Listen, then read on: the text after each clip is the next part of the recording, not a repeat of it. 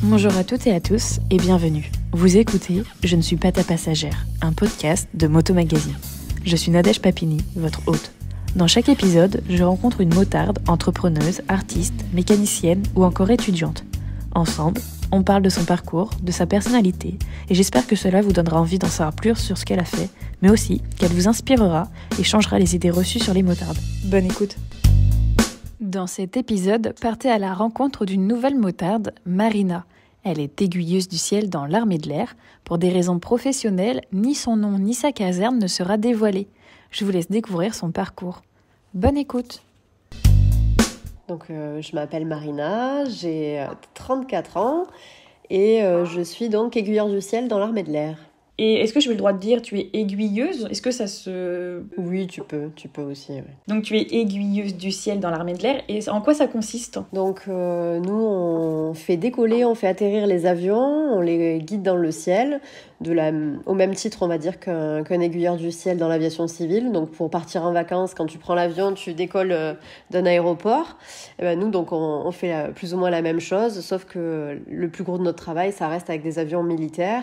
Donc des avions de combat, des avions de transport, des avions d'entraînement, la patrouille de France, voilà, tous les avions qu'on peut avoir dans les armées. Et aussi, on contrôle de temps en temps les avions civils en fonction de nos zones qui nous sont dévolues. Donc voilà. À côté de ça, tu es motarde. Oui. Depuis quand ? Donc j'ai passé mon permis en 2009, exactement. Donc j'ai eu directement le permis gros cube, quoi.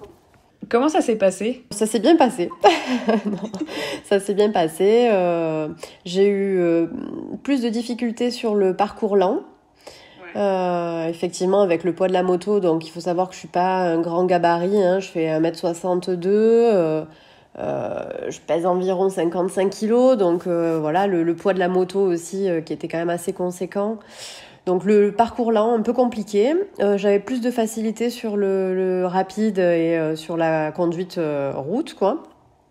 Mais le lent, ça m'a demandé quand même plusieurs heures, quelques dizaines d'heures pour vraiment m'aguerrir là-dessus. Ouais.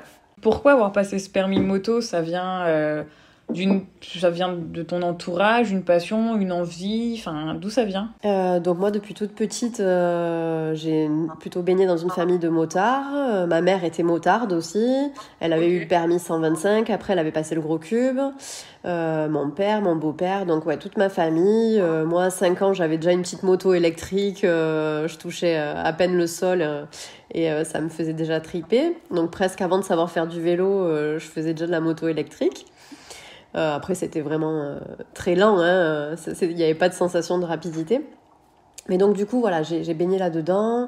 Et à force de me faire trimballer, de faire le sac de sable, justement, pendant des années, j'ai décidé, quand j'ai eu la majorité et que j'avais l'argent pour me payer le permis moto, de passer mon permis. Donc, du coup, je me suis lancée en 2009 et j'ai dit, allez, on fonce, on y va. T'étais le sac de sable de qui ? De ta maman ou de ton papa ? Non, plutôt de mon beau-père.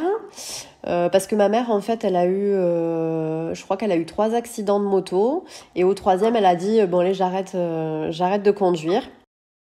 Donc, pendant des années, même encore aujourd'hui, hein, ça doit faire peut-être plus de 20 ans qu'elle n'a pas conduit une moto. Elle monte du coup en passager de mon beau-père, qui lui a toujours regardé la moto depuis toutes ces années-là. Mais elle s'est fait 3 grosses frayeurs et à la 3e, elle a dit stop. Donc c'était plutôt lui qui m'emmenait en balade. Et du coup, quand tu lui as annoncé que tu avais passé ton permis moto, elle l'a pris comment ? Parce que ces 3 grosses frayeurs, ça a été avant ou après ? Non, c'était avant d'être ma mère, du coup. Hein. Elle était encore pas maman à cette époque.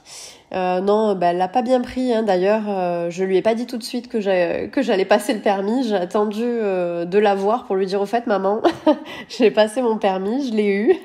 Donc non, c'est normal. Elle a pas été rassurée du tout à mes débuts, hein, forcément. Surtout qu'il faut le temps quand même de s'aguerrir un peu.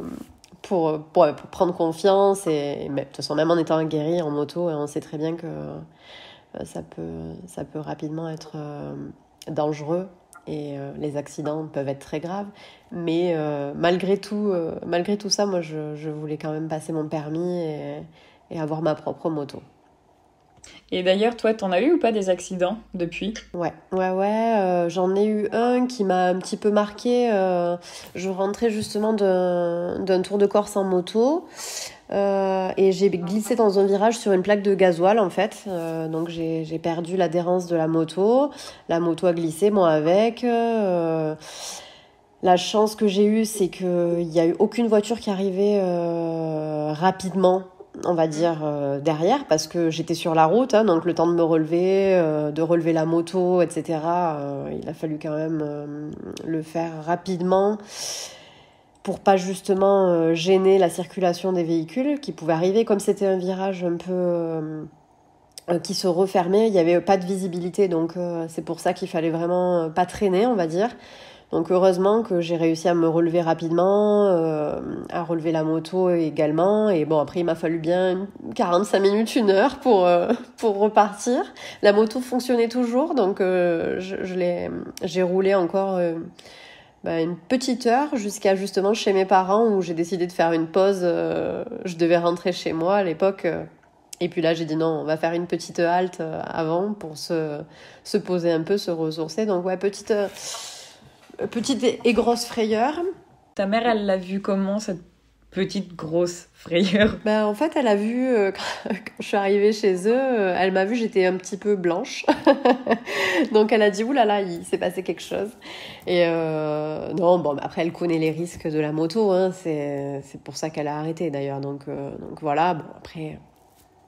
On peut pas empêcher même son enfant de faire ce qu'il aime faire, donc malheureusement, voilà. Tu roulais ou tu roules toujours au fait sur cette moto ou pas? Non, j'ai changé. Donc ça, c'était ma première moto à l'époque. Donc je roulais, la première moto que j'ai eue, c'était une Gladius, là, Suzuki. C'était un petit peu la remplaçante qu'ils ont fait pendant quelques années du SV. Donc c'était un bicylindre qui fonctionnait plutôt bien, mais qui n'a pas eu trop de succès. Donc je crois, dans mes souvenirs, ils ont arrêté de la produire et je me demande s'ils ne sont pas repassés sur le SV d'ailleurs, qui lui, pour la peine, a bien fonctionné. Donc voilà, et moi, entre-temps, je l'ai revendu en 2014 et j'ai acheté un Street Triple de Triumph. Voilà. Okay. Et avec laquelle je me régale toujours depuis, donc je suis toujours sur ma petite street. Alors j'ai eu quelques chutes avec la street aussi, mais c'était plutôt des chutes à l'arrêt, voilà, le poids de la moto qui m'a emporté, ce genre de bêtises, quoi, mais rien de grave, on va dire. Tu parlais de la Corse, donc comme voyage, entre autres avec ta moto, t'en as fait d'autres ? Donc oui, j'ai fait 2 fois. Donc 2 fois la Corse, hein, parce que c'est vrai que ça s'y prête bien. Après, j'ai vécu pas mal de temps à côté du Mont Ventoux. Donc le Mont Ventoux, j'ai dû l'arpenter des dizaines et des dizaines de fois, surtout hors saison. Donc ça, c'est génial. Ça permet de pouvoir se faire plaisir sans avoir trop de circulation. J'ai fait les Alpes aussi. J'ai fait plusieurs fois d'école dans les Alpes. Dans le sud-est, j'ai fait aussi tout ce qui est un peu Occitanie avec comment ça s'appelle, l'Hérault, les Salins, tout ça, donc par là-bas, qui sont des paysages complètement différents finalement, mais tout aussi agréables. Et un petit peu la Normandie aussi, voilà. Ça t'a jamais tenté d'aller partir en moto à l'étranger ? Eh ben, écoute, j'ai fait un voyage, parce que je fais pas mal de rando, et j'ai fait un voyage aux Canaries où justement j'ai croisé pas mal de motards qui venaient faire des road trips là-bas. Donc ils louaient pour la peine des motos, hein, parce que c'est un peu compliqué d'aller jusqu'aux Canaries avec sa propre moto. Mais j'ai trouvé ça super sympa. Bon, à l'époque, la personne avec qui je vivais n'était pas motard, donc du coup la question se posait pas trop, parce que c'est quand même sympa de faire des vacances avec son compagnon, donc si effectivement c'est pas une passion commune, c'est un peu plus complexe. Mais pourquoi pas, oui, l'étranger en moto, ça peut être très, très sympa, ouais. Ton conjoint actuellement, il est motard aussi ? Ouais. D'ailleurs, on a fait les Alpes ensemble, donc c'était génial, ouais, de pouvoir partager ça. Tu roules qu'avec lui, ou est-ce que tu as une bande, un club, des amis motards, des amis motards 2 ? Ouais, alors j'ai toujours roulé pas mal avec la famille. Finalement, j'ai un cousin qui est motard avec qui j'ai arpenté pas mal les routes à côté de chez nous. Après, j'ai fait aussi pas mal de motos avec des amis, des collègues du taf qui sont eux aussi motards. Après, j'ai pas voulu m'inscrire dans un club parce que si c'est un peu compliqué. Moi, j'aime bien les rouler en semaine parce que j'ai souvent des jours de repos en semaine, donc ça permet justement d'avoir un peu moins de monde sur la route et de pouvoir profiter de manière un peu plus importante. Et c'est vrai que du coup, quand tu es inscrit en club, souvent les sorties c'est le week-end. Voilà, donc c'est pour ça que j'ai pas voulu faire ça. Ok, je comprends. Ton plus beau souvenir en moto? Mon plus beau souvenir, je pense que ça reste la fois où j'ai fait, donc la première fois où j'ai fait du circuit. C'était sur le circuit de l'Édenon avec Magladus, justement, suite à ma chute. Donc la fois où j'avais glissé sur la plaque de gasoil, c'est vrai que j'avais un peu perdu confiance et donc on m'avait offert une journée avec un organisme là, 4G Moto pour ceux qui connaissent. Donc où il y avait du coaching et en même temps on pouvait apprendre à se positionner, les trajectoires, tout ça. Donc c'était super enrichissant.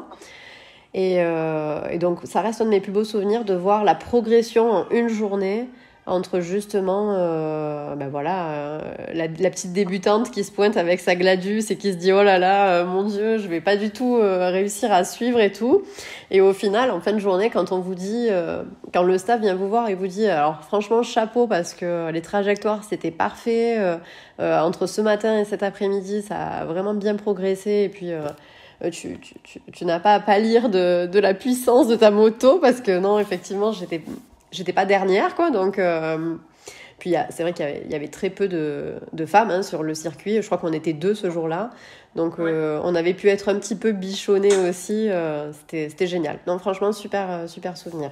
Et depuis t'en as refait du circuit ou ça a été ta seule fois? Non, j'en ai fait une autre fois, donc avec ma street pour la peine, toujours sur le circuit de l'Édenon, qui est quand même un circuit assez technique, donc c'est vrai que pour un débutant, c'est bien d'avoir fait une journée de coaching avant, parce que voilà, pour connaître un petit peu les trajectoires, à quel moment il faut rétrograder, tout ça, donc c'était très, très intéressant. Et avec la street, du coup, j'ai aussi bien kiffé. Maintenant, c'est vrai que c'est un budget, surtout quand c'est sa moto qu'on utilise tous les jours, la moto quotidienne, entre guillemets, parce qu'il y a beaucoup de personnes qui font de la piste, qui se pointent avec leur propre moto de piste, tout équipée pour. Bon, moi, c'était pas mon cas, donc après, il faut ramener la moto. Les pneus, ils sont tout boulochés, donc c'est pas mal. Qu'est-ce que tu conseillerais à tous ceux et celles qui n'osent pas se lancer dans la moto, pour quelconque raison? La taille, l'âge, le genre. Qu'est-ce que tu leur conseillerais? Non, moi je pense qu'il faut voir la motivation qu'ils ont. S'ils sont motivés pour passer le permis, il faut aller au bout parce que tout le monde peut y arriver. Voilà, chacun à son niveau. On rencontre tous des difficultés, qu'on soit un homme ou une femme. Finalement, c'est juste la motivation qui va faire que vous allez aller au bout ou pas. Donc des fois, on peut se décourager quand on rencontre des difficultés dans la vie, à tous les niveaux, on va dire. Mais si vraiment c'est quelque chose qui vous anime, il faut le faire parce que tôt ou tard, ça reviendra. Donc, il faut aller au bout. Il ne faut pas se laisser abattre par les petits obstacles qu'on va rencontrer sur notre chemin. Il faut essayer de s'entourer de gens qui vont nous aider à aller au bout de nos idées. Et comme ça, c'est là où ça fonctionne. Écoute, merci. Merci à toi.